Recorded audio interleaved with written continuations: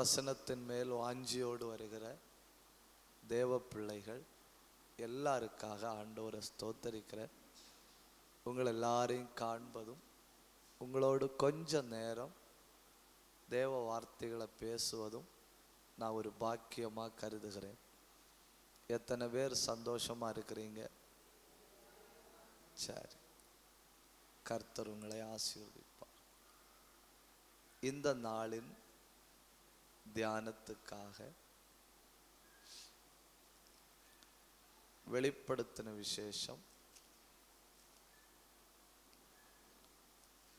1 அதிகாரம் 9-10 வசனங்களை ஒருவர் வாசிக்கலாம்.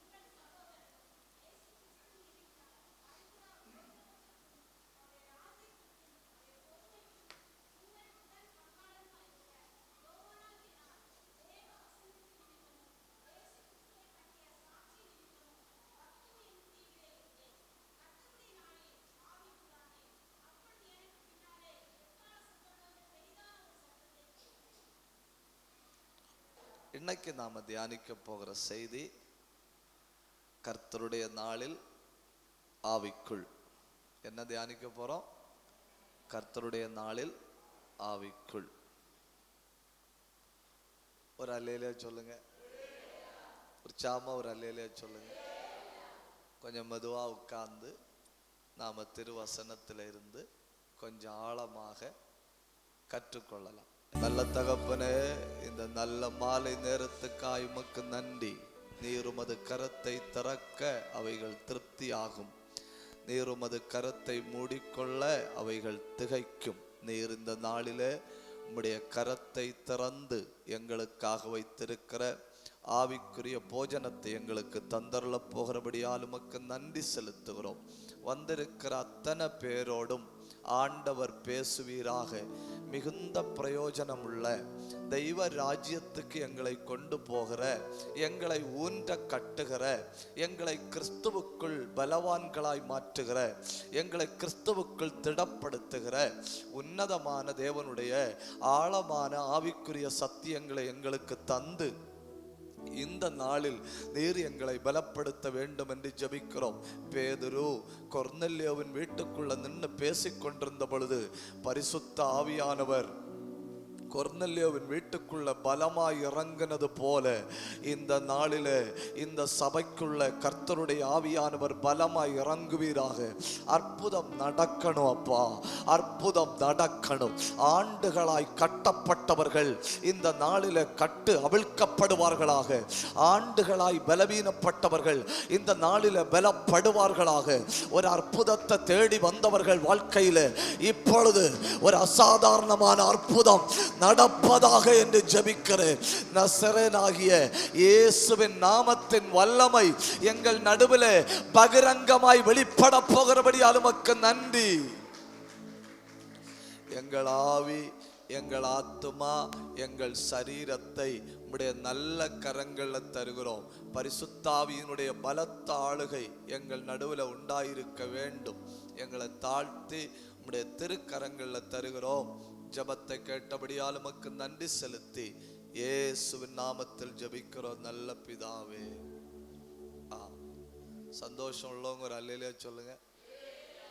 நல்ல வேலைக்காக மறுபடியும் கர்த்தரை ஸ்தோத்தரிக்கிறேன். இந்த நாளில் உங்களை காண்பதும் உங்களோடு கூட இருப்பதும் பரலோகத்தின் ஆண்டவர் வாழ்க்கையில் தந்த ஒரு பெரிய பாக்கியமாக நான் கருதுகிறேன். இந்த காலங்களில் அதிகம் தியானிக்கப்படாத ஒரு பகுதி, அதிகம் பேசப்படாத பகுதி, அதிகம் கவனிக்கப்படாத பகுதி வெளிப்படுத்தின விசேஷம். அந்த வெளிப்படுத்தின விசேஷத்தில் அதுக்கு ஒரு சின்ன முன்னுரையை சொல்லிட்டு நம்ம கொஞ்சம் ஆழமாக இந்த நாளில் தியானிக்க போகிறோம். ஆதி கால கிறிஸ்தவத்துக்கு இருதயத்தை போன்ற 3 பகுதிகள் உண்டு. ஆதி கிறிஸ்தவத்துக்கு இருதயத்தை போன்ற 3 பகுதிகள். ஒன்று எருசலேம். அது அப்போஸ்தல நடவடிக்கைகள் 1 அதிகாரத்தில் இருந்து 7 அதிகாரம் வரை உள்ள அதிகாரங்களில் எருசலேம் நடக்கிற தேவ செயல்களை நாம் காண முடியும். The heart of the gospel, சுவிசேஷத்தின் முதல் இருதயம், தெய்வ சபையின் முதல் இதயம் எருசலேம். 13ஆம் அதிகாரம் 1வது வசனத்திலிருந்து நாம் வாசிக்கிற பொழுது, தெய்வ சபையின் 2வது இருதயம், செகண்ட் சிட்டி, சுவிசேஷ பிரபல்யமடைந்த 2வது மிகப்பெரிய பட்டணம் அந்தியோக்கியா பட்டணம். அப்போஸ்தலர் 13ஆம் அதிகாரத்தில் நாம் காண முடியும். அடுத்து சுவிசேஷத்துக்கு 3வது ஒரு இருதயம் இருக்குமானால் அது எபேசு பட்டணம். அப்போஸ்தலர் 19ஆம் அதிகாரத்தில் நாம் பார்க்கிறோம். அப்போஸ்தலர் 19ஆம் அதிகாரம் முழுக்க எபேசு பட்டணத்தில் நடக்கிற ஊழியங்கள். அப்போ சுவிசேஷத்தின் மிக முக்கியமான 3 இருதயங்களில் 3வது இருதயமாக்கும் எபேசு பட்டணம். சாதாரணமான பட்டணம் அல்ல எபேசு. அன்னைக்குள்ள உலகத்தில் வசதி வாய்ப்பு வாய்ந்த ஒரு பட்டணம், காஸ்மோபாலிட்டன் சிட்டி அப்படின்னு சொல்லுவாங்க. உலகத்தின் எல்லா நாடுகள்லையும் கப்பல் ஏறி மனிதர்கள் வந்து வியாபாரம் பண்ணி வாழ்ந்திருக்கிற இடம். அங்கே இருக்கிற ஜனங்களுக்கு ஒன்றுக்கு மேலே மொழி தெரியும். பல இடங்களில் உள்ள ஆட்கள் வாரதுனால அது தத்துவத்துக்கு பேர் போன பட்டணம். அன்னைக்குள்ள உலகத்தில் 7 அதிசயங்களில் ஒன்று தியானாள் கோவில். அன்னைக்குள்ள உலகத்தின் 7 அதிசயங்களில் ஒன்று தியானாள் கோவில். அந்த தியானாள் கோவில் இருந்தது எபேசு பட்டணத்தில். 100 ராஜாக்கள் 100 தூண்களை பரிசாக கொடுத்து அந்த 100 தூண்களை வைத்து கட்டி எழுப்பப்பட்ட கோயிலாக்கும் தியானாளுடைய கோயில். அங்கே தியானாளுடைய கோயில் இருக்கிறதுனால அந்த பக்கங்களில் சுவிசேஷம் தடை செய்யப்பட்டிருந்தது. சுவிசேஷம் மட்டும் இல்லை, எந்த தத்துவங்களும் அந்த பகுதிகளில் தடை செய்யப்பட்டிருந்தது. உலகத்தின் 7 அதிசயங்களில் ஒரு அதிசயமாகிய கோயில் அங்கே இருக்கிறதுனால அங்கே சுவிசேஷம் தடை செய்யப்பட்டிருக்கிறது. இப்போ அந்த பட்டணத்துக்குள்ள ஆண்டவர் பவுலை கொண்டு போறாரு. ஆண்டவர் பவுலை கொண்டு போய் பவுலுக்கு வெளிப்படையாக பேச முடியாது. பவுல் அங்கே போய் என்ன பண்றாருன்னா, திறன்னு என்கிற ஒருவனுடைய பிலாசபி ஸ்கூல், தத்துவ பாடங்களை சொல்லி கொடுக்கிற அந்த பாடசாலையை எடுக்கிறாரு. எடுத்து அங்க உட்கார்ந்து அங்க வருகிறவர்களுக்கு சுவிசேஷத்தை வசனத்தை 2 ஆண்டுகள் சொல்லி கொடுக்கிறாரு. ஒரு ஒரு ஒரு அறை, அந்த அறைக்குள்ள 2 ஆண்டுகள் வசனத்தை சொல்லி கொடுத்த பொழுது ஏறத்தாழ ஆசியா முழுக்க ஜனங்கள் வசனத்தை கேட்டார்கள். அல்லேலூயா. பிரசங்கம் பண்ணுகிறவர்களை கட்டி போட முடியும், வசனத்தை கட்டி போட முடியாது. பிரசங்கம் பண்ணுறவர்களை தடுக்க முடியும், வசனத்தை தடுக்க முடியாது. பிரசங்கம் பண்ணுறவர்களோட போராட முடியும், வசனத்தோட போராட முடியாது. அதனாலே ஆக்கும் பவுல் சொல்றாரு, நான் சிறைச்சாலையில் கட்டப்பட்டிருக்கிறேன், கர்த்தருடைய வசனமோ கட்டப்பட்டிருக்கவில்லை. அப்படி அந்த பட்டணத்தில் சுவிசேஷம் அறிவிக்கப்பட்டு அந்த பட்டணத்தில் பயங்கரமான அற்புதங்கள் அடையாளங்கள் மூலம் ஒரு சபை தோற்றுவிக்கப்பட்டது.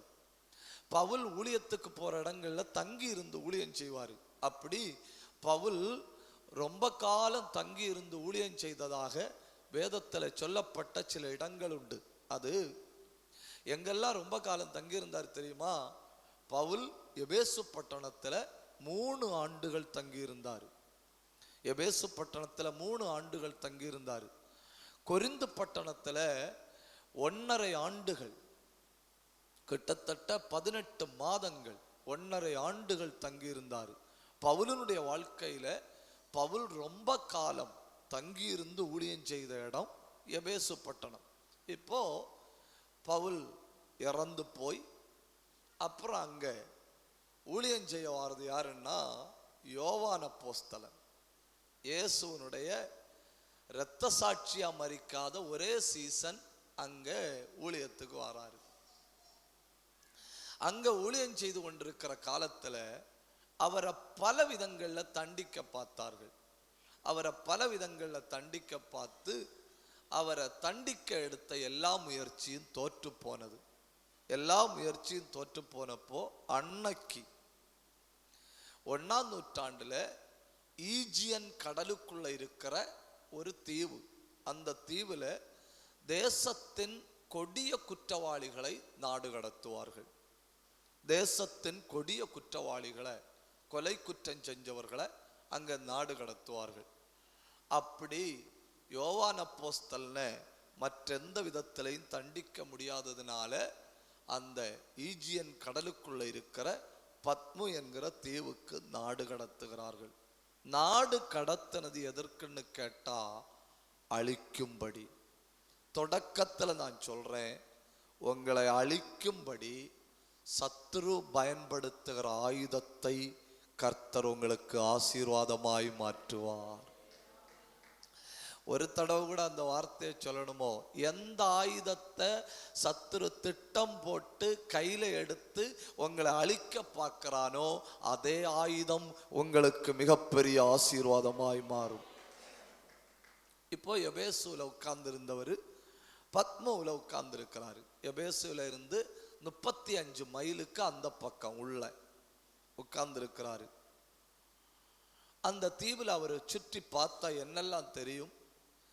ஏற்கனவே நாடு கடத்தப்பட்டவருடைய எலும்புகள் அங்க கிடக்கு. அவங்க அங்க வந்தாங்க, அவங்க வாழ முடியல, இறந்து போனாங்க, அந்த எலும்புகள் அங்க கிடக்கு. அப்புறம் தீவுல கடல் அலையின் ஓசை பயங்கரமா இருக்கு. இந்த 13ஆம் அதிகாரம் 1வது வசனத்தை பார்த்தா உங்களுக்கு தெரியும். நான் கடற்கரை மணலின் மேல் நின்றேன்.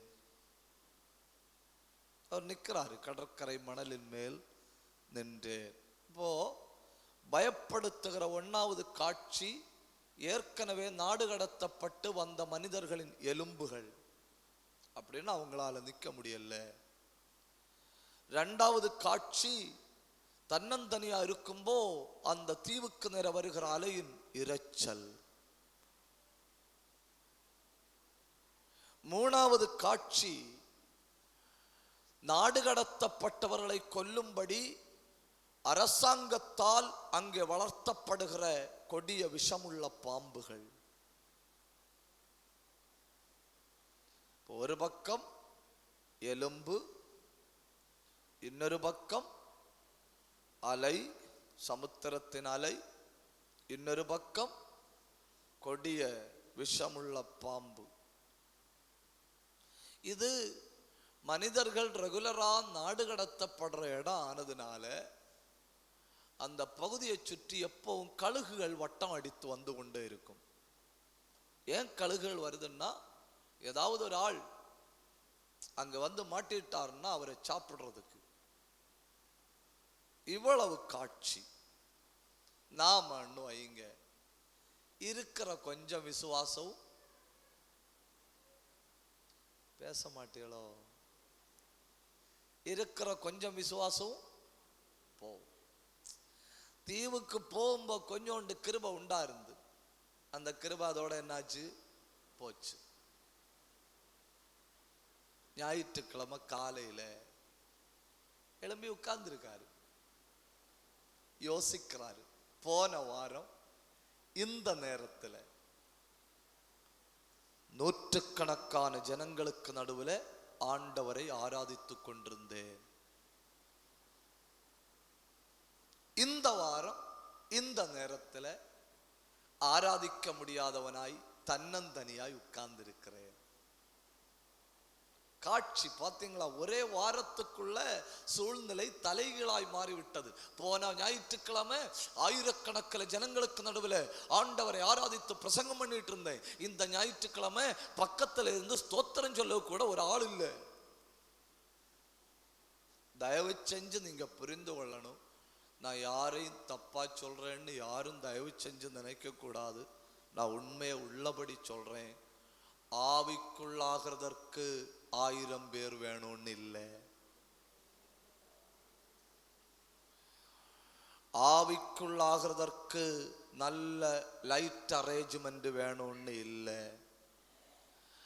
ஆவிக்குள்ளாகிறதற்கு வெளிப்பார்வைக்கு தேவையான நல்ல அட்மாஸ்பியர் வேணும்னு இல்லை. ஆவிக்குள்ளாகிறதற்கு மனுஷனுடைய உணர்ச்சியை பொங்க பண்ணுகிற எதுவும் வேணும்னு இல்லை. ஆவிக்குள்ளாகிறதற்கு ஆயத்தமுள்ள இருதயம் மட்டும் இருந்தா போதும். எந்த இடத்திலையும் எந்த சூழ்நிலையிலையும் எந்த மனுஷனும் ஆவிக்குள்ளாய் மாற முடியும். ஒரு நிமிஷம் கை தட்டி இந்த சாயங்காலத்துல இந்த கூட்டத்தில் வச்சு இப்போ கர்த்தருடைய ஆவியானவர் உங்களை ஆவிக்குள்ளாய் மாற்ற முடியும்.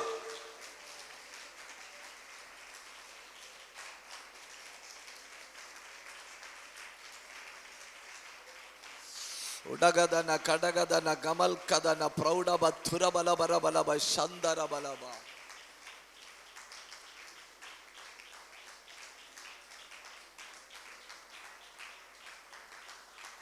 கவனிங்க கவனிங்க.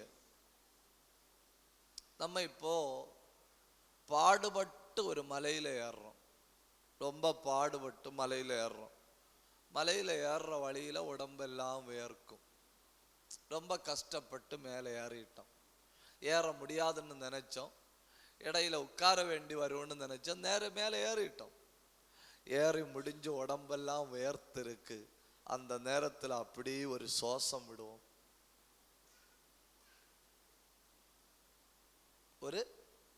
அது ரிலாக்ஸ். அது என்ன? அது ரிலாக்ஸ். அது ஆவிக்குள்ளானதல்ல. யாருட்ட சொல்லலையா?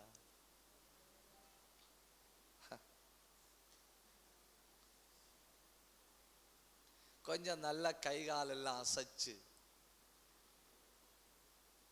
ஒரு மணி நேரம் உடம்புக்கு நல்ல எக்ஸசைஸ் கொடுத்தா ஒரு புத்துணர்ச்சி போல தோணும். புத்துணர்ச்சி உண்டாகும். அது ரிலாக்ஸ்.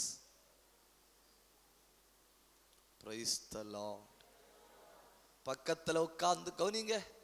பக்கத்துல உட்கார்ந்து ஸ்தோத்திரம் சொல்ல ஒரு ஆள் இல்லை. பயப்படாத, நானும் உன் கூட தான் இருக்கிறேன்னு சொல்ல ஒற்ற மனுஷன் இல்லை. கீபோர்டு போட்டு கொடுக்க ஒரு கீபோர்டு இல்லை. நல்ல பாட்டு பாடுகிற ஒரு பாடகன் இல்லை. பக்கத்தில் உட்கார்ந்து கை தட்டி ஆவியில் நிரம்ப ஒரு மனுஷன் இல்லை. சூழ்நிலைகள் மொத்தம் பயப்படுத்துகிறது. அனுகூலம்னு சொல்ல உலகத்தில் எதுவும் இல்லை. கர்த்தருடைய நாளில் நான் ஆவிக்குள்ளானேன். ஒன்று கை தட்டி வா திறந்து ஆவியில நிரம்பி ஆண்டவரை மகிமைப்படுத்துங்க. அத்தனை பேரும் இந்த ராத்திரி இப்போ இந்த கூட்டம் நடந்து கொண்டிருக்கும்போ கர்த்தருடைய பரிசுத்த ஆவி உங்க மேல பலமா இறங்க முடியும். உடபரபலப சந்தல் பிரௌடபரபலப ரெந்தல் கபரபலப சத்தரபலபரபலப ரியந்தரபல பிரௌடபல் கபரபலபரபலப.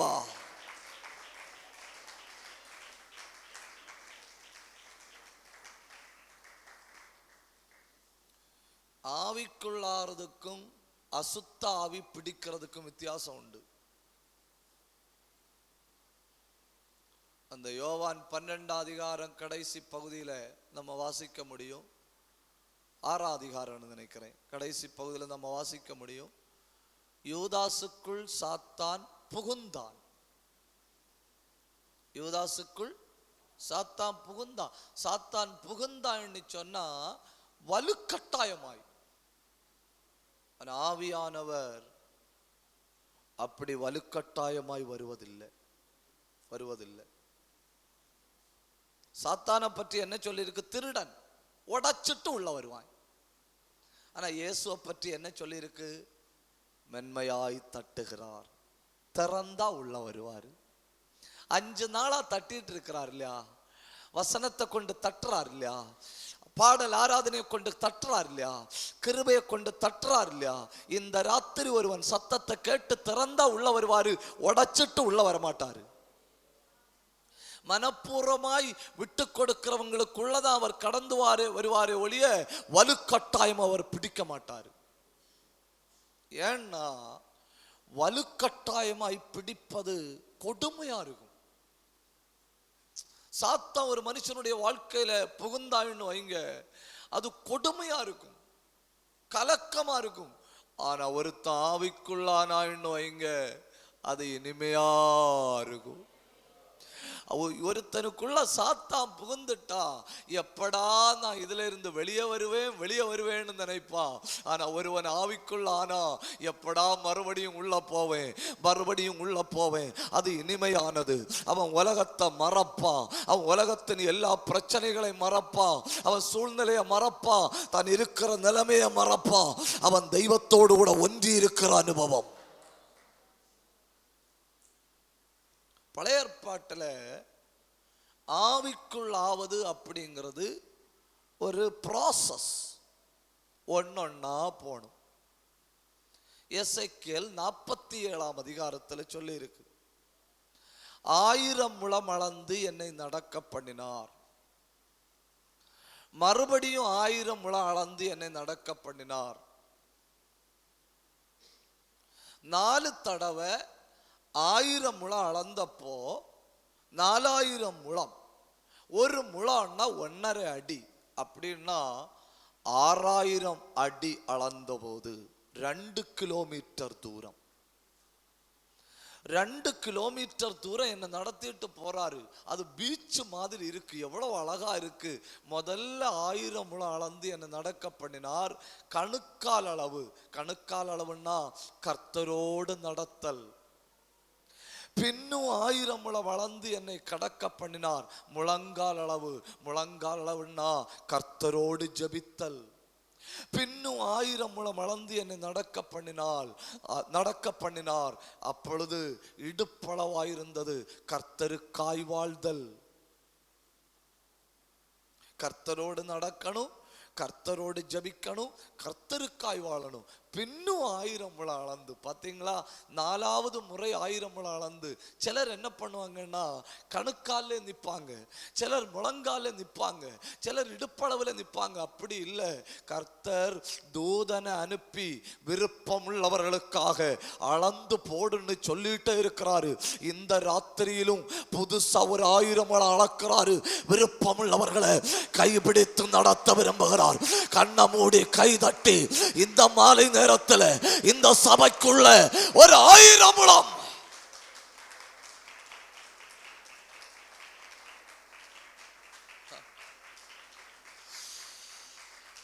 ஆண்டவரே வழி இல்லை, ஆண்டவரே வாய்ப்பு இல்லை. கர்த்தர் என்ன சொல்றாரு, நான் 1000 முழம் அளந்து தாரேன், நீ நடந்து வா. அப்படின்னா நீ அடுத்து கால் வைக்க வேண்டியது கர்த்தர் ஏற்கனவே அளந்து விட்டார். அடுத்து நீ நடக்க வேண்டியது கர்த்தர் ஏற்கனவே அளந்து விட்டார். வாஞ்சை மட்டும் உண்டுன்னா போதும், கர்த்தர் புதிய புதிய அளவுகளை அளந்து தருகிறார். எவ்வளவு வாஞ்சையோ அவ்வளவு அளக்கிறார்.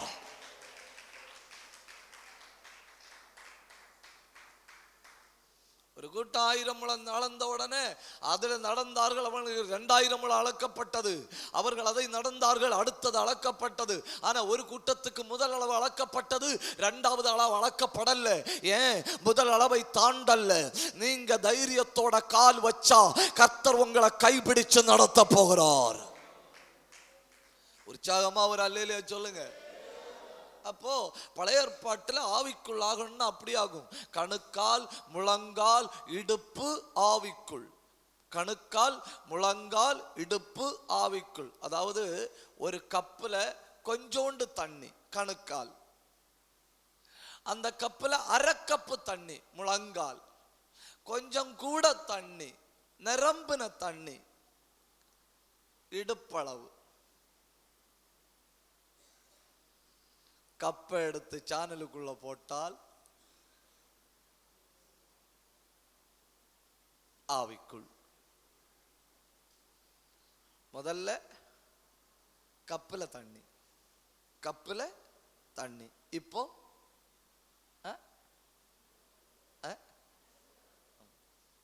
முதல்ல கப்புல தண்ணி இருந்து இப்போ கப்பை எங்க கிடக்கு? தண்ணியில கிடக்கு. இதுதான் நாம ஆவியானவரை கண்ட்ரோல் பண்றதுக்கும் ஆவியானவர் நம்மளை கண்ட்ரோல் பண்றதுக்குள்ள வித்தியாசம். கப்பல தண்ணி இருக்கு முந்தி, இப்போ கப்பங்க கிடக்கு? தண்ணிக்குள்ள கிடக்கு. உள்ள தண்ணி, வெளியே தண்ணி, சுற்றும் தண்ணி, இழுத்து செல்லுகிற உன்னதமான அனுபவம். இதாகும் பழைய ஏற்பாட்டில். ஆனா புதிய ஏற்பாட்டில் அப்படி இல்லை. புதிய ஏற்பாட்டில் அப்படி இல்லை. கர்த்தருடைய நாள்ல உட்கார்ந்து இருக்கிறாரு. உட்கார்ந்து இருக்கும்போ கிறிஸ்துவுக்காக. யாருக்காக? கிறிஸ்துவுக்காக. கிறிஸ்துவிடத்தில் இருந்து அது கிடைத்தது இது கிடைத்தது அப்படி சொல்லுகிற ஏகப்பட்ட மனிதர்கள் உண்டு. ஆண்டவரிடத்துல நான் ஜெபம் பண்ணி இன்னது எனக்கு தந்தாரு, இன்னது எனக்கு தந்தார், நல்லது. ஆனா கிறிஸ்துவின் நாமத்தின் நிமித்தம் நான் பாடுபடுறேன்னு சொல்லுகிறவர்கள் குறைவு. அப்படின்னா என் தேவைக்கு அவரை பயன்படுத்திக்கிடுறேன். அவருக்கு காரியத்துக்கு என்னால ஒரு உபயோகம் பேசுங்க. என் தேவைக்கு அவரை பயன்படுத்திக்கிறேன். எனக்கு பிரச்சனைனாலும் அவர் தான், எனக்கு நெருக்கம்னாலும் அவர் தான், எனக்கு துன்பம்னாலும் அவர் தான், எனக்கு நோயினாலும் அவர் தான். என் காரியத்துக்கெல்லாம் அவர், அவருக்கு காரியத்துக்கு நான் சுத்தமா இல்லை. அப்படி இல்லை. தெய்வ நாமத்துக்காக பாடுபடுகிறான். பாடுபட்டு பத்மோவில் இருக்கிறான். திடீர்னு ஒரு சத்தம் கேட்டது. அந்த சத்தம் எப்படி இருக்கு தெரியுமா? எக்காலத்தை போல. யாரும் அங்க இல்லை, யாரும் அங்க இல்லை. கவனிங்க, சத்துரு என்னை தனிமைப்படுத்தி அழிக்க பார்க்கிறான். கர்த்தரோ என்னை தனிமைப்படுத்தி நடத்துகிறார்.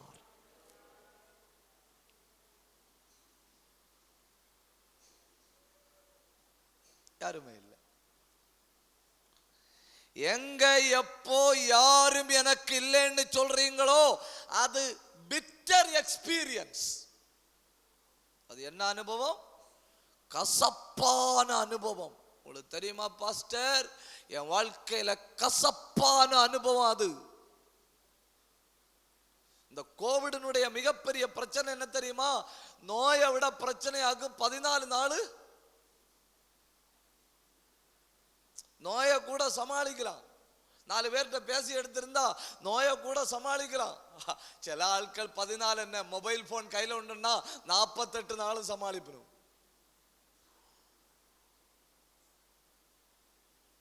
அன்னைக்கு பத்மோ தீவுல போய் கொஞ்சம் ஆறுதலுக்காக தட்டி தட்டி இருக்க மொபைல் இல்ல. அப்ப சமாளிக்க ஒரு வாய்ப்பு இல்லை. சத்துரு சொன்னா இது உனக்கு பிட்டர் எக்ஸ்பீரியன்ஸ், உனக்கு கசப்பான அனுபவம். கர்த்தர் சொன்னார், ஏ இல்ல, இது உனக்கு பெட்டர் எக்ஸ்பீரியன்ஸ், இனிமையான அனுபவம். கைதட்டி ஆண்டவரை மகிமைப்படுத்துங்க. எது உங்களுக்கு ரொம்ப பிட்டரோ, எது உங்களுக்கு ரொம்ப கசப்போ, அதை கர்த்தர் உங்களுக்கு மிகவும் இனிமையாக மாற்றுகிறார். அந்த பிரச்சனை உங்களுக்கு ரொம்ப கசப்பு இல்லையா? அந்த பலவீனம் உங்களுக்கு ரொம்ப கசப்பு இல்லையா? அந்த போராட்டம் உங்களுக்கு ரொம்ப கசப்பு இல்லையா? இப்ப நீங்க கடந்து போய் கொண்டிருக்கிற பாதை ரொம்ப கசப்பு இல்லையா? அந்த கசப்பானதை கர்த்தர் இனிமையாய் மாற்ற போகிறார். வாழ்க்கையில மறக்க முடியாத மதுரமாய் மாற்ற போகிறார். கை தட்டி வா திறந்து ஆண்டவரை உயர்த்துங்க.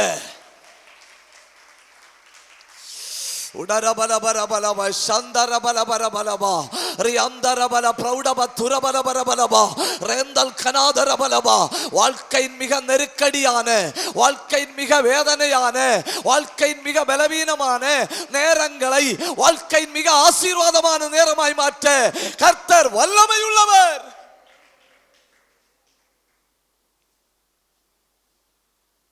கர்த்தருடைய நாளில் எக்காலத்தை போல ஒரு சத்தம் பாவிக்குள்ளாக்கும்படி கர்த்தர் அந்த தனிமையில் இருக்கிற பக்தனுக்கு எதை பயன்படுத்தினார் தெரியுமா? வசனம், சத்தம். சத்தம். இந்த நாள்ல உங்க காதுக்கு நேர ஒரு வசனம் ஒரு வசனம் உங்க காதுக்கு நேரம் வரும்னா அந்த வசனம் உங்களை யாரும் உங்களை ஆவிக்குள்ளாகன்னு சொல்லாமலே நீங்க ஆவிக்குள்ளாக முடியும். அதாக்கு கர்த்தருடைய வசனத்தின் வல்லமை, அதாக்கு கர்த்தருடைய வசனம், கர்த்தருடைய சத்தத்தை கேட்டு ஆவிக்குள்ளானேன்.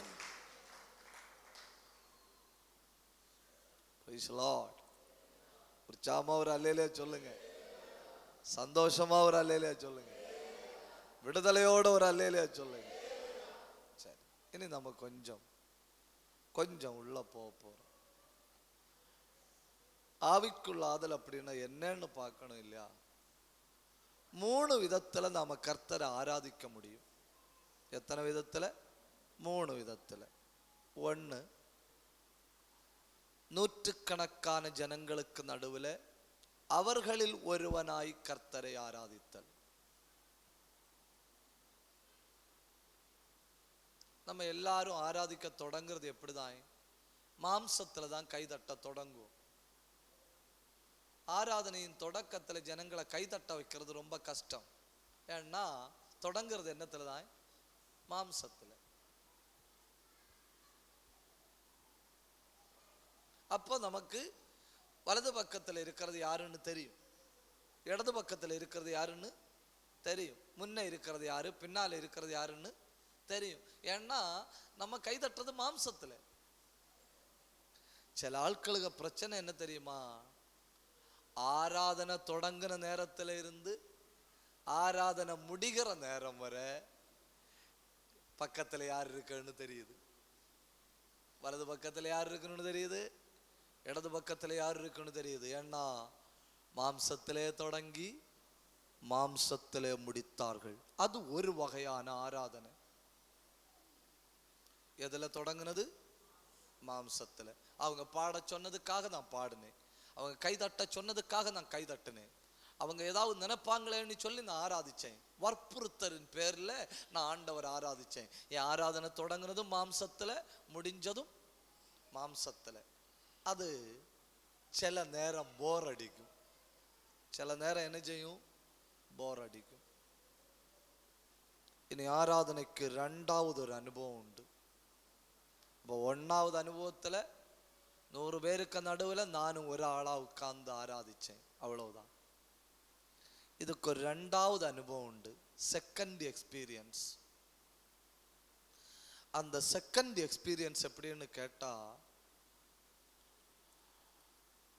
ஆவியில் நிறைந்து சங்கீதங்களினாலும் கீர்த்தனங்களினாலும் அப்படியே பாடி பாடி உட்கார்ந்தனா திடீர்னு ஆவியில நிறைஞ்சேன்.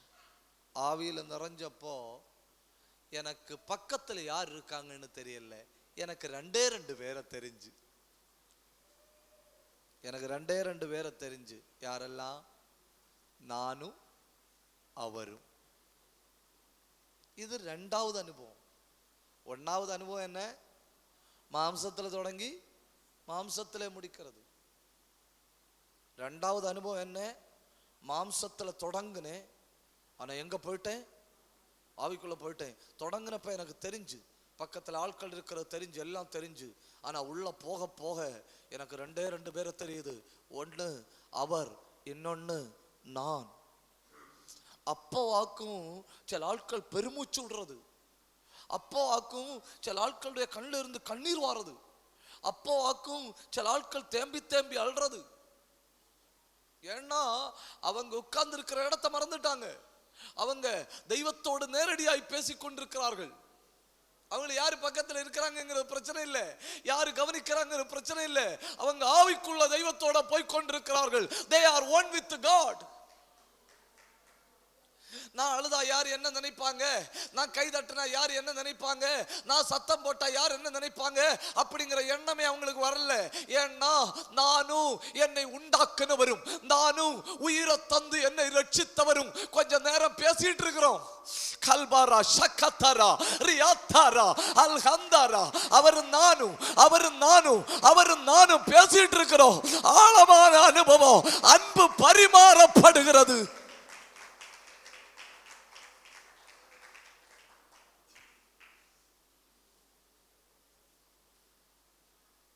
அங்க வச்சாக்கும் ஜனங்கள் பெருமூச்சு விட்டு தங்கள் காரியத்தை ஆண்டவர்கிட்ட சொல்றது, அப்பாவாக்கும் அப்பான்னு கூப்பிடுறது. மீதி ஆட்கள் சும்மா பேருக்கு எல்லாரும் அப்பான்னு கூப்பிடுறாங்களே. அந்த உள்ளத்துல இருந்து வார்த்தை வருது அப்பான்னு. அந்த நேரமாக்கும் பலவீனர்கள் சுகமாகிறது, அந்த நேரமாக்கும் கட்டுகள் அவிழ்க்கப்படுகிறது, அந்த நேரமாக்கும் அற்புதம் நடக்கிறது, அந்த நேரமாக்கும் அந்தகாரத்தின் சங்கிலிகள் வேரோட முறிகிறது.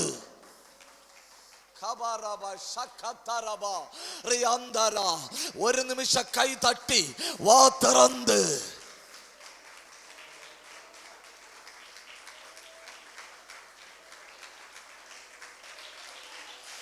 நல்ல வாயை திறந்து 2 நிமிஷம் ஆவியான விட்டு கொடுங்க. உங்க படகு சமுத்திரத்துக்குள்ள இழுத்து கொண்டு போகப்படுகிறது. ஒரு கை உங்களை பிடிக்கிறது, ஒரு வல்லமை உங்க மேல இறங்கி வருகிறது. ரபா தா ரபா கதா ரபா ரியாந்தா ரபா ஷத்தா ரபா அல்ஹம்தா ரபா பிரௌடப துரபலபலபலபா. சிலர் மேல ஆவியானவர் வல்லமையோட இறங்குகிறார்.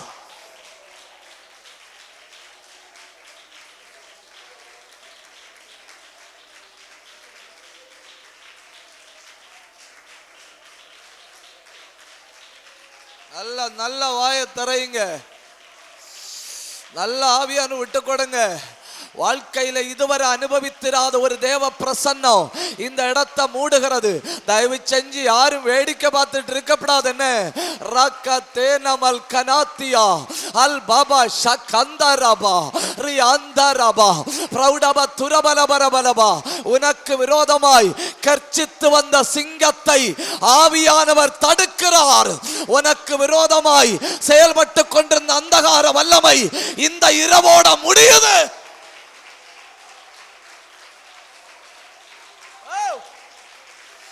கூப்பிடு கூப்பிடு கூப்பிடு. பலத்த அபிஷேகம் இதுவரை அந்நிய பாஷை பெறாதவங்க இன்னைக்கு பெறணும். இன்னைக்கு கர்த்தரும் விளக்க கொளுத்துகிறார். இன்னைக்கு உன் தீபம் பிரகாசிக்கிறது. ஆண்டுகளுக்கு முன்ன அணைஞ்சு போன விளக்கு இப்ப கொளுத்தப்படுது. கண்ணை மூடி பெற்றுக்கோ பெற்றுக்கோ. இனிமையான அனுபவம்.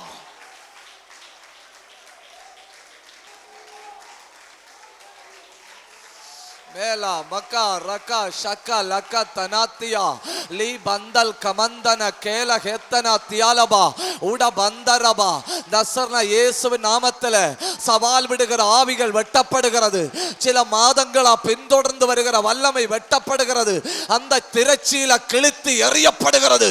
உனக்கும் தேவனுக்கும் நடுவில் இருந்த அந்த திரச்சீலை இப்பொழுது கிழித்து எறியப்படுகிறது. இனி அது தடையாக நிற்க முடியாது. கண்ணை மூடுங்க. ஊரபா காரபா காரபா.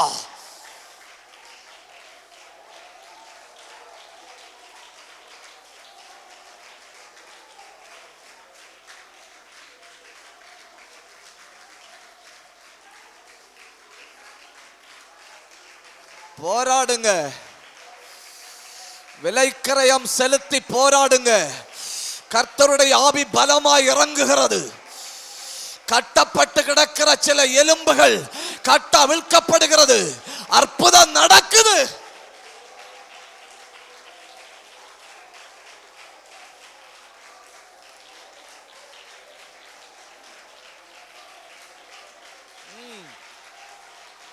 வல்லமை அப்பா அப்பா அப்பா. உம்முடைய வல்லமை நதி போல பாயட்டும். உம்முடைய வல்லமை அசாதாரணமாய் பாயட்டும். உரபாதனா கல்பாத்தரா தியாக்கமனா ஷாகத்தனாதி. ஆவியில கலிகூறுங்க.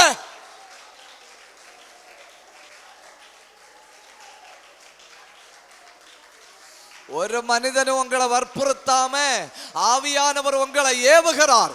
இது கர்த்தருடைய ஆவி.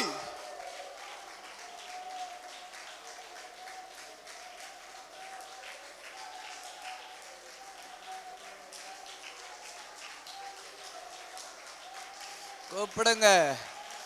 நான் அடக்கி வைத்த மட்டும் நித்தம் என் கதறுதலினால்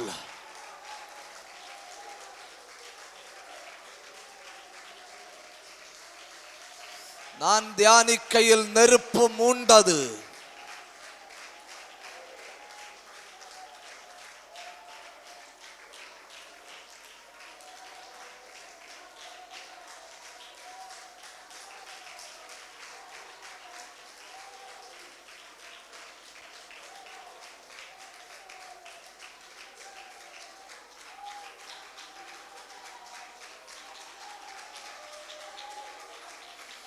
என்ன பயங்கர தெய்வத்தினுடைய அபிஷேகம்!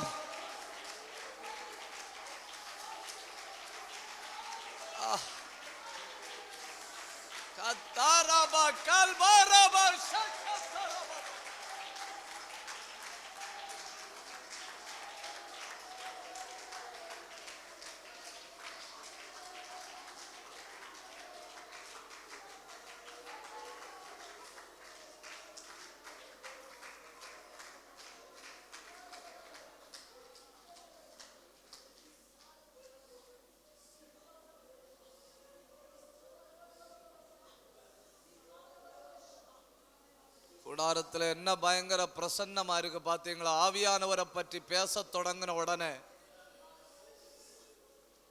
சூழ்நிலை மாறுகிறத பாத்தீங்களா? ஆவிக்குள்ளாவதை பற்றி பேசும்போது இப்படி இருக்குன்னா ஆவிக்குள்ள போகும்போது எப்படி இருக்கும் இல்லையா? அந்த உன்னதமான அனுபவத்தை கேட்கும்போது இப்படி இருக்குன்னா அந்த உன்னதமான அனுபவத்துல இழுத்து செல்லப்படும்போது எப்படி இருக்கும்?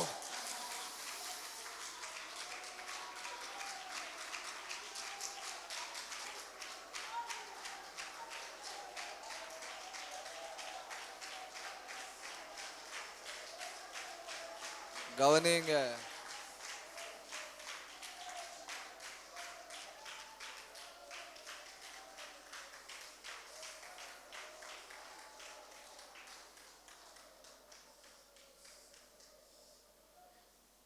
பழைய ஏற்பாட்டில் ஆவிக்குள்ள ஆழமாய் போன ஒரு பக்தன் எசேக்கியேல். புதிய ஏற்பாட்டில் ஆவிக்குள்ள ஆழமாய் போன இன்னொரு பக்தன் யோவான் அப்போஸ்தலன். எசேக்கியேலின் புஸ்தகத்தில் ஆவியானவர் இறங்கி வந்தால் என்னெல்லாம் செய்வார்னு சொல்லி இருக்கு. ஒரு 5 காரியங்களை டக்குன்னு சொல்லித்தாரேன். 1, ஆவியானவர் இறங்கி வந்தால் நீங்க மறக்க கூடாது, நிற்க முடியாத இடத்துல நிற்க பண்ணுவார். எசேக்கியேல் 2ஆம் அதிகாரம் 1-2 வசனம். அப்பொழுது கர்த்தருடைய ஆவி என் மேல் வந்தது, அவர் என்னை காலூன்றி நிற்க பண்ணினார். கர்த்தருடைய ஆவி ஒரு ஆள் மேல வந்தால் முதல்ல நிற்க முடியாத இடத்துல நிற்க பண்ணுகிறார். 2, கடக்க முடியாததை கடக்க பண்ணுகிறார். எசேக்கியேல் 47:3 ஆவியானவர் என்னை கடக்க பண்ணினார், நிற்க பண்ணினார், கடக்க பண்ணினார். 3, எசேக்கியேல் தீர்க்கதரிசியின் புஸ்தகத்தில் கர்த்தருடைய ஆவியானவர் ஒரு மனுஷனுக்குள்ள வந்தா என்ன பண்ணுவார் தெரியுமா? எசேக்கியேல் 37:1-2 நடக்க முடியாத இடத்துல நடக்க பண்ணினார். நிற்க முடியாத இடத்துல நிற்க பண்ணுகிறார், கடக்க முடியாத இடத்துல கடக்க பண்ணுகிறார், நடக்க முடியாத இடத்துல நடக்க பண்ணுகிறார். 4, கர்த்தருடைய ஆவி எசேக்கியேலின் புஸ்தகத்தில் எசேக்கியேல் 3ஆம் அதிகாரம் 12வது வசனம், ஆவி என்னை உயர எடுத்து கொண்டு போனது. வாசிங்க.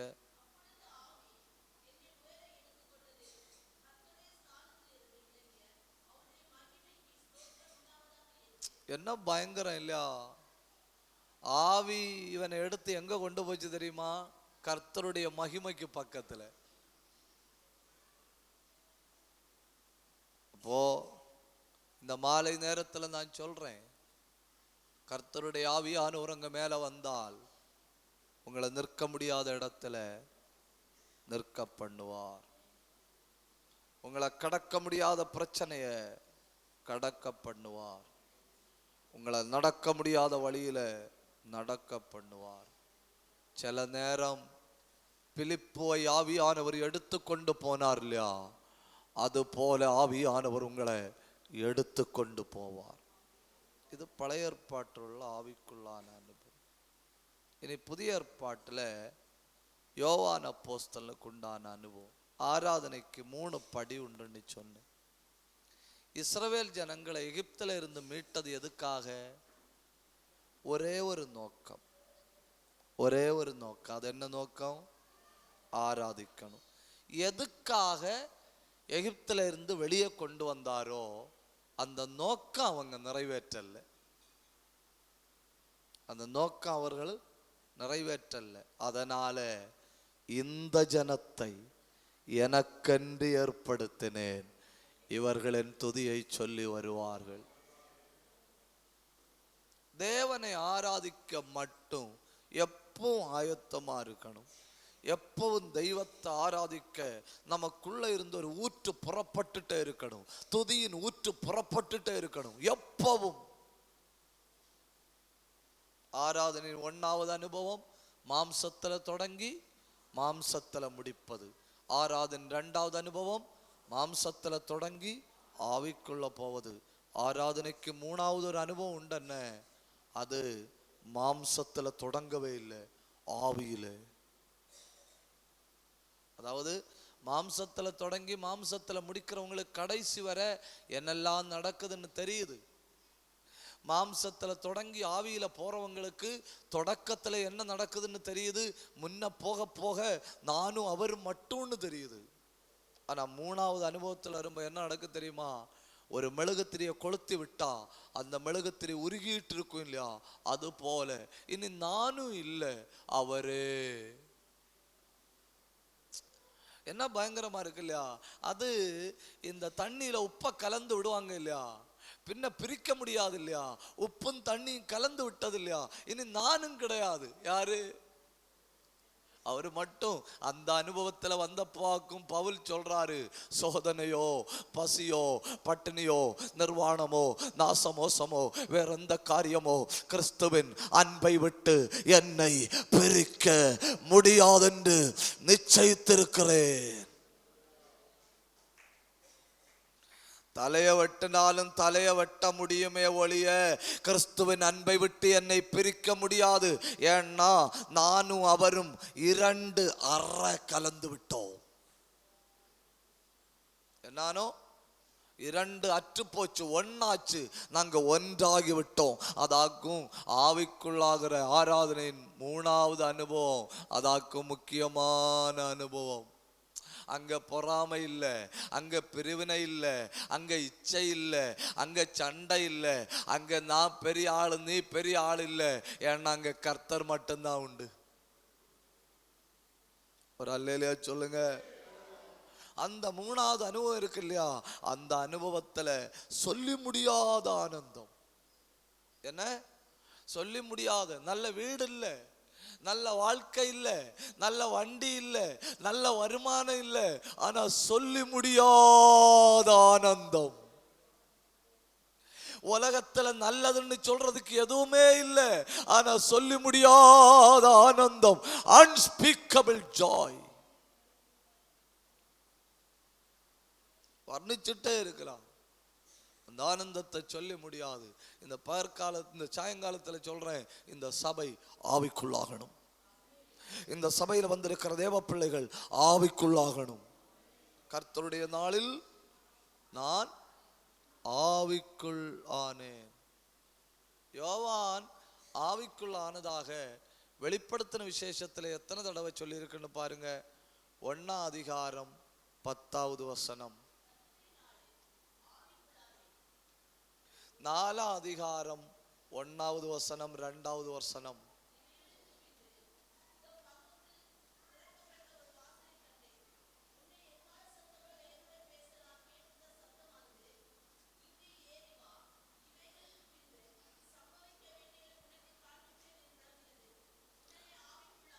பதினேழாம் அதிகாரம் 3வது வசனம்.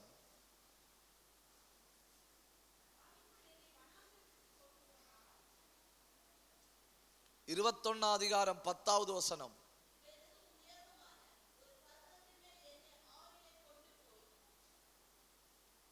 பாத்தீங்களா? ஆவிக்குள் 1:10, ஆவிக்குள் 4:1-2, ஆவிக்குள் 17:3, ஆவிக்குள் 21:10. அவன் வாழ்க்கையே எப்படிதான் இருக்கு?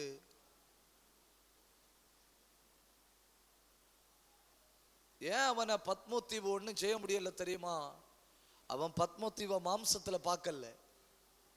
எப்போ பிரச்சனைகளை மாம்சத்துல பார்க்கிறோமோ அப்போ பிரச்சனைகள் நம்மளை படுக்க வச்சு போடும்.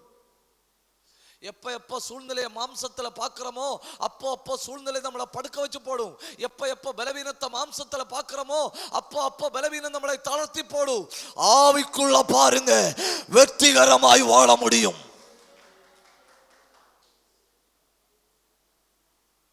சரி, இனி அந்த பத்மோத்தீவுல வச்சு ஆவிக்குள்ளான பொழுது டக்குன்னு 6 காரியங்களை சொல்லி முடிக்க போறேன்.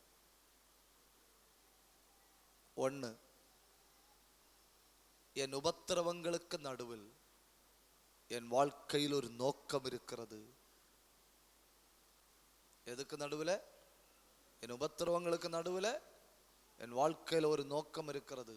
நான் கேட்கிறேன், யோவானை மட்டும் பத்மோத்தீவு என்கிற பிரச்சனைக்கு ஆண்டவர் அனுமதிக்காம இருந்திருந்தால், யோவான் மட்டும் அந்த பிரச்சனைக்கு நடுவில் ஆவிக்குள் ஆகாம இருந்திருந்தால், இன்னைக்கு கோடிக்கணக்கில் ஜனங்கள் வாசிச்சு ஆறுதல் அடைகிற வெளிப்படுத்தின விசேஷம் கிடைச்சிருக்குமா?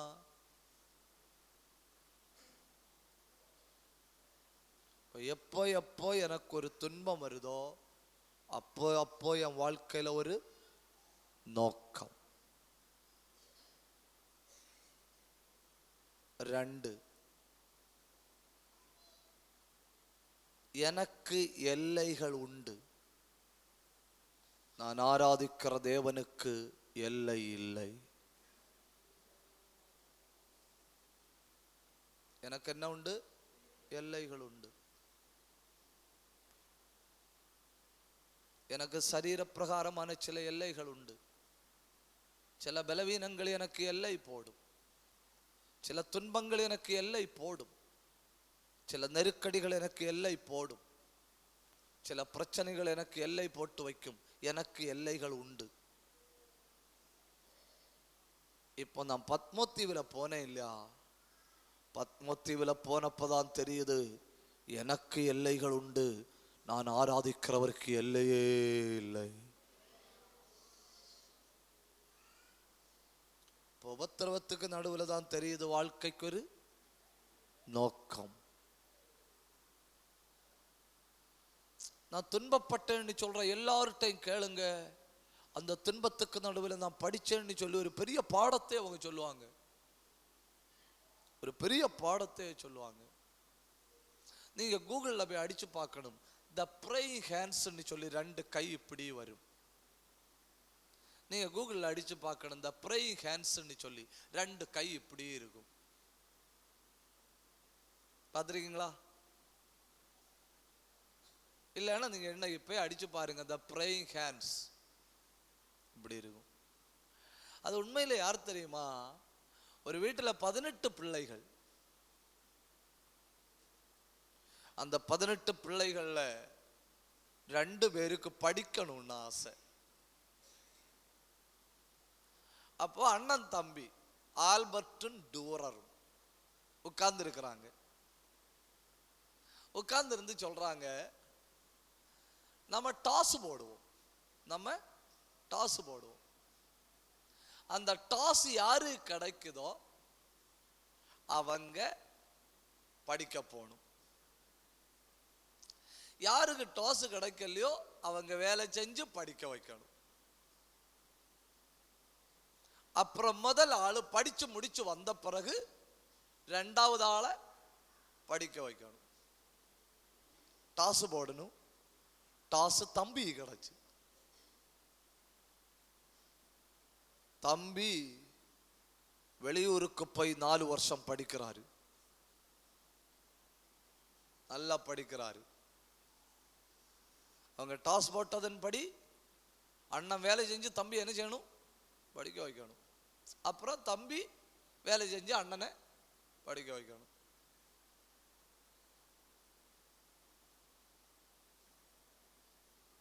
தம்பி 4 வருஷம் படிக்கிறாரு. தம்பியை படிக்க வைக்க அண்ணன் சுரங்க தொழிலுக்கு போறாரு. சுரங்கத்துல 4 வருஷம் படிச்சுட்டு பயங்கரமா படிச்சுட்டு தம்பி வாராரு. தம்பி வந்து அண்ணன்ட்ட சொல்றாரு, இனி நீ படிக்க போ, நான் படிக்க வைக்கிறேன். அப்போ அந்த அண்ணன் தம்பிய கையெடுத்து கும்பிட்டாரு. அதாக்கும் அந்த the praying hands. அந்த கும்பிட்ட கையில சதையே இல்லை, எலும்புகள் மட்டும்தான் இருக்கு. தம்பி படிக்கணுங்கிறதுக்காக சுரங்கத்துல வேலை செஞ்சு செஞ்சு அந்த கையில் உள்ள தசை எல்லாம் வந்து போச்சு. ஒன்னு யோசிச்சு பாருங்க, கையெடுத்து கும்பிட்டது லட்சக்கணக்கில் வீடுகள்ல, நூற்றுக்கணக்கான மியூசியங்கள்ல அந்த படம் அப்படியே இருக்கு.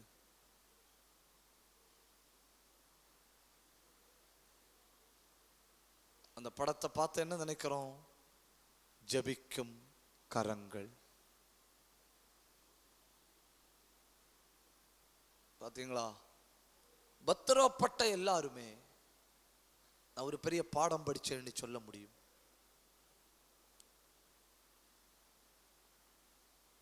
பத்திரப்பட்ட எல்லாருமே நான் வாழ்க்கையில் ஒரு நோக்கத்தை கண்டுபிடிச்சேன்னு சொல்ல முடியுது. அப்புறம் கொஞ்சம் உள்ள போனப்பதான் தெரியுது, எனக்கு எல்லை உண்டு, என் தெய்வத்துக்கு எல்லை இல்லை. நாம பாக்கியவான்கள். ஒரு நிமிஷம் வலது கையை உயர்த்தி பிடிங்க. எல்லைகள் இல்லாத தெய்வத்தை ஆராதிக்கிறேன் இல்லையா? எல்லை இல்லாத தெய்வத்தை ஆராதிக்கிறேன் இல்ல? ஒரு நிமிஷம் வலது கையை உயர்த்தி பிடிங்க.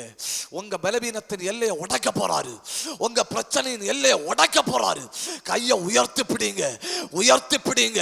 இயேசுவின் நாமத்துல இப்போ இப்போ இப்போ பரிசுத்த ஆவியின் வல்லமை இறங்கி வந்து மனுஷன் போட்ட எல்லை உடைகிறது.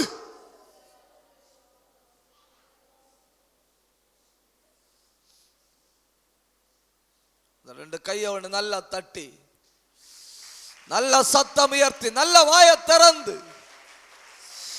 உடர பல பல பல பரி பல பல பல கபர பல பல சந்தர பல பல பலபா ரியாந்தர பல பிரௌடப துரபல பல பல பல பலபா ரேந்தல் கபர பல பல சத்தர பல பல பலபா.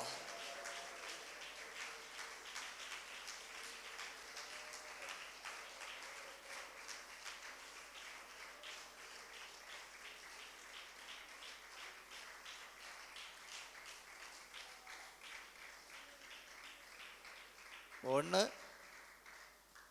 பத்திரவத்தின் நடுவில் வாழ்க்கையின் நோக்கத்தை கண்டுபிடிச்சேன். 2, எனக்கு எல்லைகள் உண்டு, நான் ஆராதிக்கிற தெய்வத்துக்கு எல்லையே இல்லை. 3, அதோட கொஞ்சம் முக்கியமாகும். ஒருவேளை இது உங்க இருதயத்தை உரசிட்டு போகும், இது உங்க உள்ளத்தை தொடும். ஏன்னா எப்போ யாரும் இல்லைன்னு தோணுதோ அப்போ கர்த்தர் கூட இருக்கிறார். யாரும் இல்லை, நான் ரொம்ப சத்தம் போட்டு அப்பான்னு கூப்பிட்ட கேட்க யாரும் இல்லை.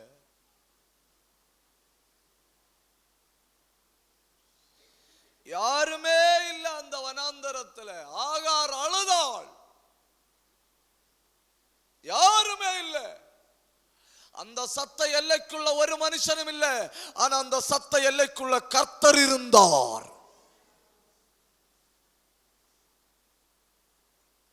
சில நேரம் இது ஒருவேளை வேதனையா இருந்தேன்னா விட்டுடுங்க என்ன.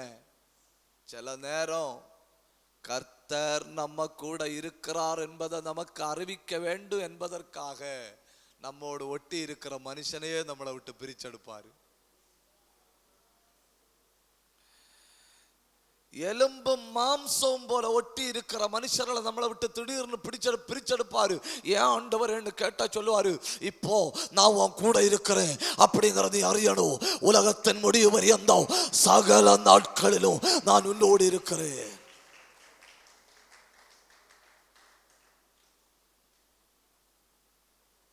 ஒவ்வொன்னா சொல்லுங்க. ஒண்ணு,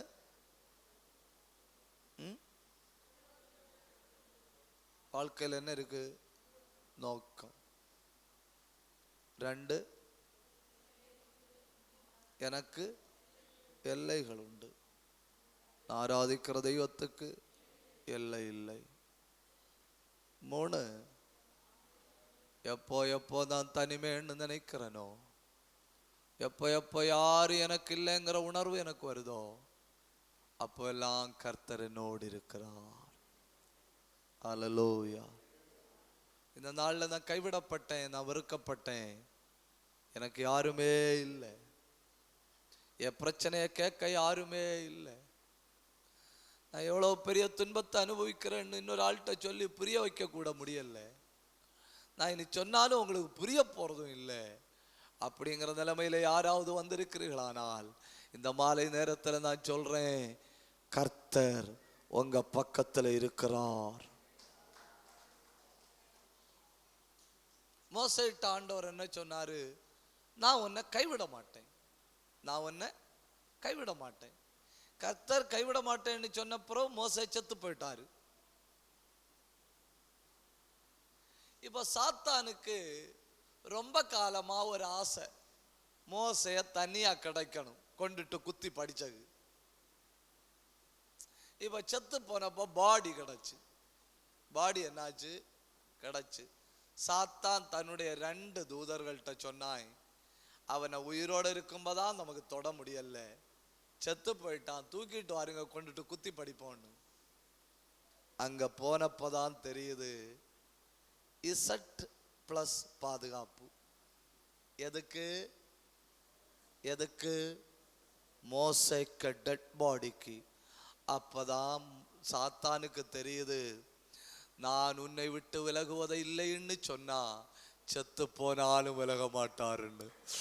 கை தட்டி கை தட்டி கை தட்டி, நான் உன்னை விட்டு விலகுவது இல்லை, உன்னை கைவிடுவதில்லைன்னு சொன்னா மரணமே வந்தாலும் கைவிடுவதில்லை. தூதர்கள்ட்ட சொன்னாரு, மோசேக்கு சடலத்துக்கு பக்கத்தில் நிக்கணும், ஏன்னா நான் அவனை விட்டு விலகுவதில்லை.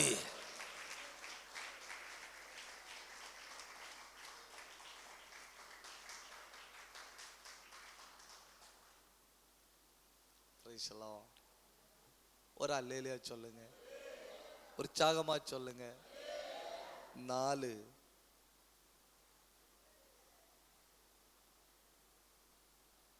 இது அதை விட கொஞ்சம் கூட முக்கியம். ஆராதனையின் தூண்டுதல் வெளியிலிருந்து அல்ல, உள்ளிருந்து வருகிறது.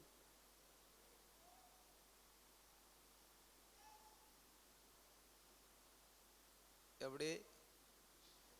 ஆராதனைக்கான தூண்டுதல் எங்க இருந்து வருது?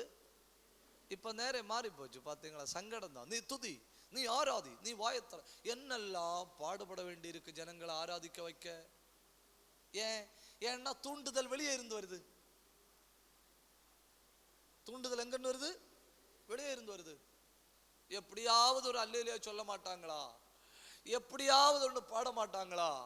எப்படியாவது ஒண்ணு துதிக்க மாட்டாங்களா? என்னெல்லாம் பாடுபட வேண்டி வருது. இப்போ ஆராதிக்க வைக்கிறது ஒரு வேலை ஆகி போச்சு.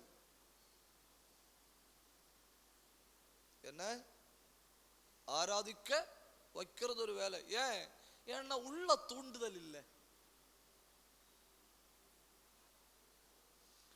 தேவனே நீர் என் தேவன், என்ன பயங்கரம்னு பாருங்க. அதிகாலமே உம்மை தேடுகிறேன், வறண்டதும் விடாய்த்ததும் தண்ணீரற்றதுமான நிலங்களில் என் ஆத்மாவும் மேல் வாஞ்சியாயிருக்கிறது, என் மாம்சமானது வாஞ்சித்து கதறுகிறது. இப்படியே உம்முடைய பரிசுத்த ஸ்தலத்தில் உம்மை பார்க்க ஆசையாயிருந்து உமது வல்லமையும் உமது மகிமை கண்டேன். ஜீவனை பார்க்கலும் அது கிருபை நல்லது, என் உதடுகள் உம்மை துதிக்கும். பார்த்தீங்களா? தூண்டுதல் எங்கன்னு வருது? எங்கன்னு வருது? உள்ள இருந்து வருது தூண்டுதல். துதிக்க வேண்டிய தூண்டுதல் உள்ள உற்பத்தி ஆகுது. ஆராதிக்க வேண்டிய தூண்டுதல் உள்ள உற்பத்தி ஆகுது. ஆண்டவரை மகிமைப்படுத்த வேண்டிய தூண்டுதல் உள்ள உற்பத்தி ஆகுது. அதனால தடை எதுவும் இல்லை. அதனால தடை எதுவும் இல்லை. சமுத்திரம்னா அலைய அடிச்சுட்டு தானே இருக்கும். அப்படின்னா தெய்வ பிள்ளைகள்னா ஆராதனை ஒழுவிட்டே இருக்கணும். ஆராதனைனால உள்ள இருந்து பெருக்கெடுத்து ஓடிட்டே இருக்கணும். அதுதான் உண்மையான ஆராதனை.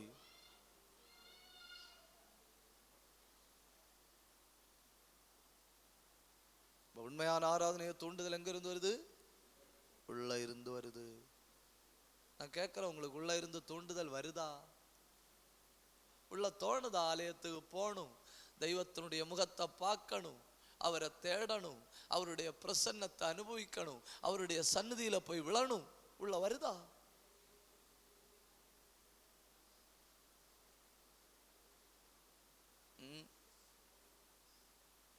இல்ல மாம்சமா போய் அங்க உட்கார்ந்து இருக்கணும், கூட்டம் முடிஞ்ச உடனே மாம்சமா வீட்டுக்கு போகணும். அப்படியா? இல்ல இல்லையா? இல்ல இல்லையா? உங்களை பார்த்தா அப்படி தெரியல. உண்மையில உங்களை பார்த்தா உள்ளுக்குள்ள உண்டாகிற தூண்டுதல் தான் உங்களை தெய்வ பிரசன்னத்துல கொண்டு வந்திருக்கு. உங்க உள்ள ஆண்டவர் ஒரு தூண்டுதலை வைத்திருக்கிறார். 5, இது அதை விட முக்கியம். ஆவிக்குள் ஆகிறவன் சாத்தானின் அழிவை காண்பான். ஆவிக்குள்ளானே, ஆவிக்குள்ளாயவன் என்ன பார்க்கறான்? சத்துரு விழுந்ததை பார்த்தான், சத்துரு கட்டி போடப்பட்டதை பார்த்தான், சத்துரு பாதாளத்துல தள்ளப்பட்டதை பார்த்தான். நம்ம அப்படி இல்லை. சத்துரு என் மேல போராடுறான், என் குடும்பத்துல போராடுறான், என் வாழ்க்கையில போராடுறான், சத்துரு என் மேல் பலன் கொள்ளுகிறான். அவன் சொல்றான், இல்ல நான் கண்டேன், சத்துரு விழுந்தான். ஆவிக்குள்ளானவன் சொல்றான் சத்துரு விழுந்தான்னு, ஆவிக்குள்ளானவன் சொல்றான் சத்துரு விழுந்தான்னு. இந்த நாளில இப்போ நீங்க ஆவிக்குள்ளாக முடியுமானா நீங்க சொல்ல முடியும், சத்துரு விழுந்தான்.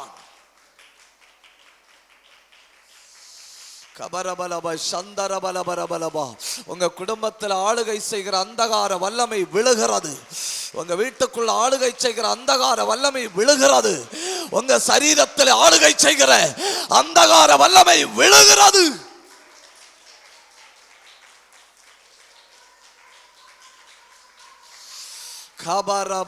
கந்தரபலபரபா 2 நிமிஷம் வாயை திறந்து ஆவியில நிரம்பி ஆண்டவரை உயர்த்துங்க, ஆவியில நிரம்பி ஆண்டவரை உயர்த்துங்க. அந்த பலவீனத்தின் ஆவி விழுகிறது, அந்த பொல்லாத வல்லமை விழுகிறது.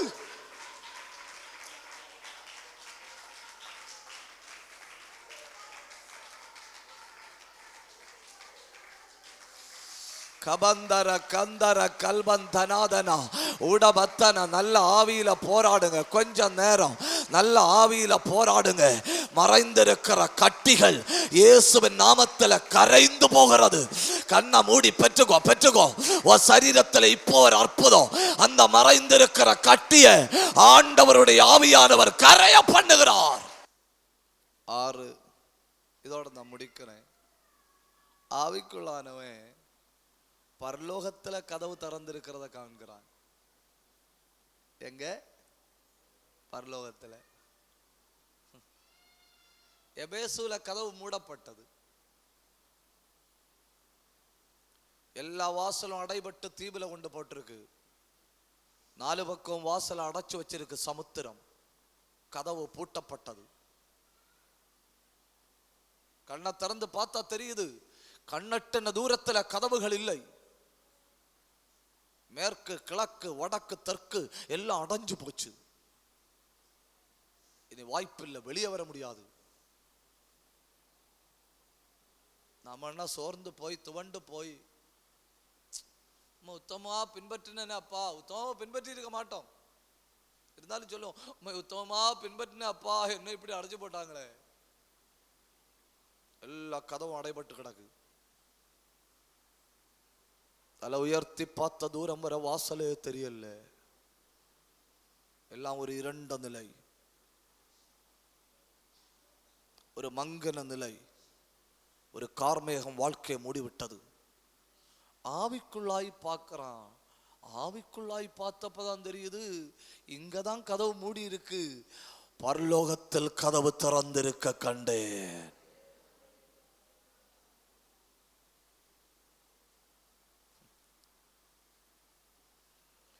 இயேசுவின் ஜனமே, பயமெந்து நகமே. எல்லா கதவும் சத்துரு மூட முடியுங்கிற கதவு எல்லாம் மூடுவான். எந்த வாய்ப்பெல்லாம் அடைக்க முடியுமோ அந்த வாய்ப்பெல்லாம் அடைப்பான். ஒவ்வொரு வாய்ப்புகளை அடைக்கப்படும். நீங்க புரிஞ்சுக்கிடணும். யாக்கோபுக்கு வீட்டின் கதவு அடையப்பட்டு விட்டது, சூரியனை அஸ்தமிச்சு விட்டது. எல்லா கதவும் அடைஞ்சப்போ பரலோகத்தின் தேவன் லூசில வச்சு யாக்கோபுக்காக வானத்தின் கதவை திறந்தார்.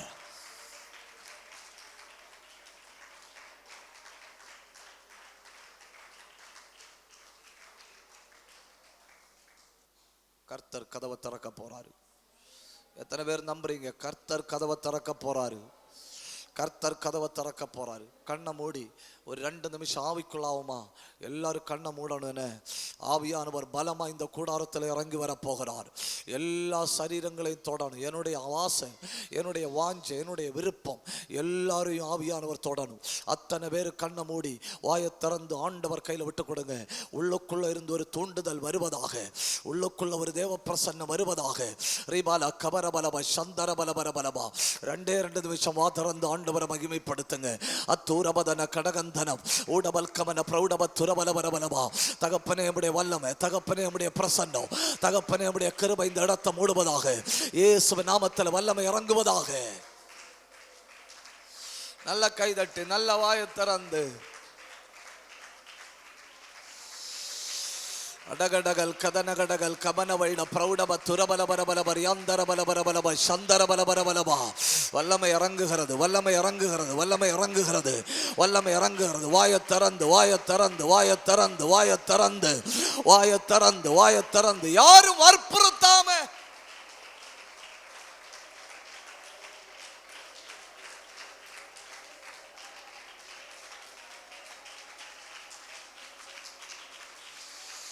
யாரும் வற்புறுத்தாம ஆவியில நிரம்புங்க.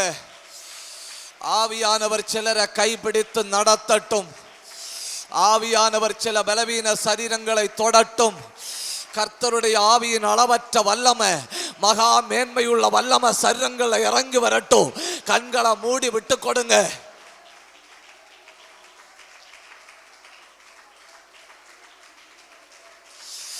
உடப கபர கதன கடக தரப சந்தல் சத்தர பந்தர பத்தரா. சில கட்டுகள், ஆவிக்குரிய வாழ்க்கையின் கட்டுகள் அவிழ்க்கப்படுகிறது. கர்த்தர் சிலரை இப்பொழுது வெளிப்படையாய் தொடுகிறார். சில சரீரங்கள்ல உன்னதத்திலிருந்து அக்கினி புறப்பட்டு வருகிறது.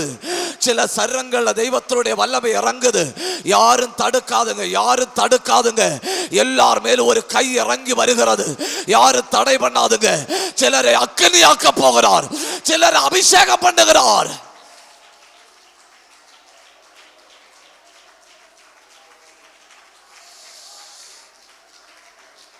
பெற்றுக்கொள்ளுங்க. அப்பா, என்னை ஆவிக்குள் ஆக்கும் ஆண்டவரே.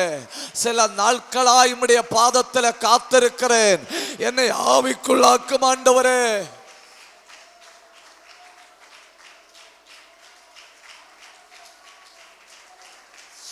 அட்கதன ரிகதன கமதன கடகதன பிரௌடபத்தர ஊடபல் கந்தர ரியாந்தர சந்தர சத்தர அல் பந்தர பிரௌடப துரபலபரபலபா ரியாந்தல் கபரபலபரபலபா.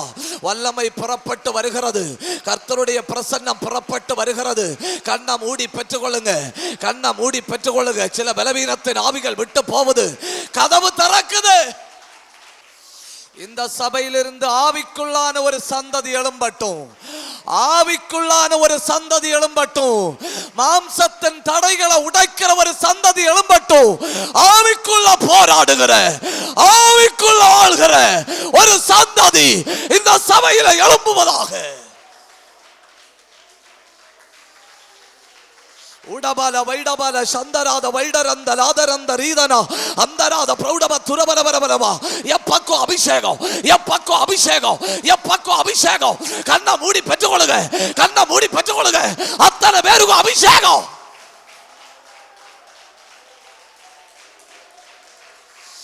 ரிகபல ஹத்தரபல கந்தரபலவா. கூப்பிடு, கூப்பிடு, கூப்பிடு. ஆவியானவர் மேல வந்திருக்கிறார். ஆவியானவர் பிரச்சனைக்கு மேல வந்திருக்கிறார். ஆவியானவர் அசைவாடுகிறார்.